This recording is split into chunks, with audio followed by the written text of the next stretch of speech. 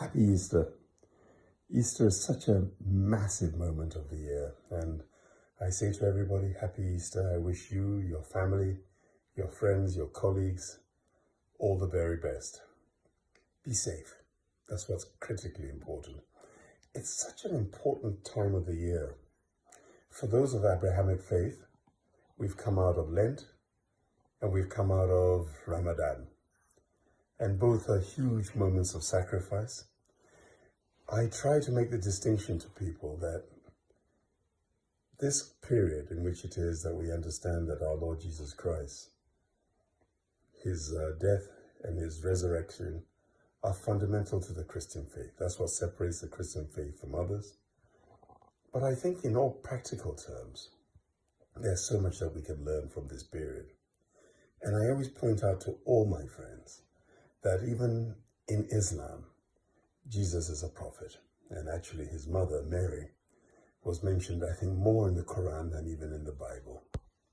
We are enjoined by one through the house of Abraham. But significantly, I always try and point out to people life lessons that we can pick up from the good book being the Bible, the good book being the Quran, for those of Abrahamic faith. And this is a period that we've got to look that we can say that God gave his only son, that we may be forgiven and given another chance. But if we also look at it in terms of where we are as human beings, surely that is the ultimate betrayal. The person that you expect of least, who comes and kisses you and has betrayed you for something material. And these days we all go through it. People want to be you. People think they can be you. People just want you out of where you are. And the betrayal comes in many forms. And the sad thing is that quite often people cannot wait.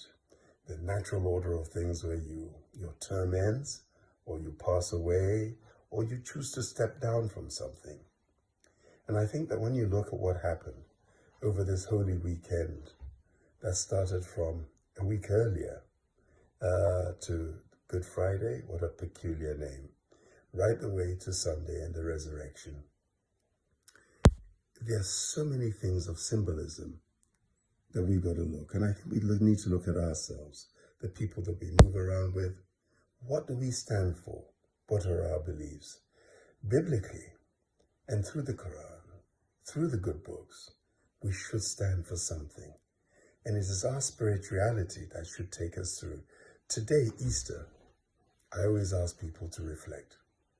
Reflect on the sacrifices made, the symbolism of our Lord Jesus Christ, and the importance within the Holy Book to what it means, not simply to recite, because we often get into that in terms of religion, reciting books, reciting verses, reciting all sorts of things. Important if we add relevance to it and state what it is that we mean. That is what is critically important. And when I talk to people, I always make mention of the fact that do not assume that everybody is in the same boat rowing with you in the same direction.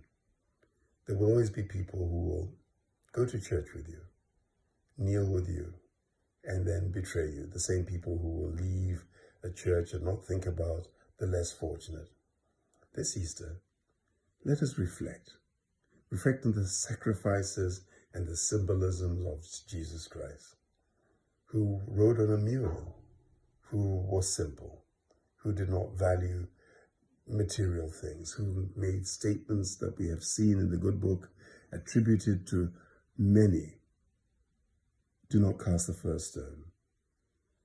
Do not sit in a glass house. And importantly, I say to people, never give up. It's important never to give up. If you don't give up and you wake up every day with a smile on your face, you'll see a new opportunity. And surely that opportunity gives another chance to further yourself, to protect yourself, to help your family, or to even help the cause. If you sit in a position of a leadership role, as I currently do, your vision for tomorrow is often not seen by people today. So you have to battle and protect yourself.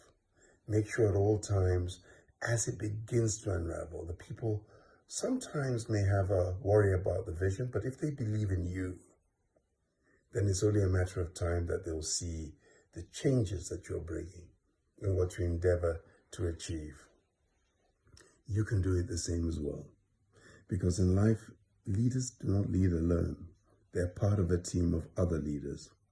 And where I sit in my world, I have many leaders. I'm just perhaps the one who's standing at the front, but believe me, they're all my equal brothers and sisters across this beautiful continent who work together with us. And the beautiful thing is, we're all so different, are we? Of different faiths, hopefully similar spirituality, where we seek to do good and to help one another. As I sit here in Europe, it's not that cold, but I am wrapped up and I am in an African house. So the symbolism of that is nothing peculiar. Nobody should think it is. It's just a symbol of where I come from, the beautiful continent of Africa. Happy Easter, be safe, and remember to say a prayer today and always.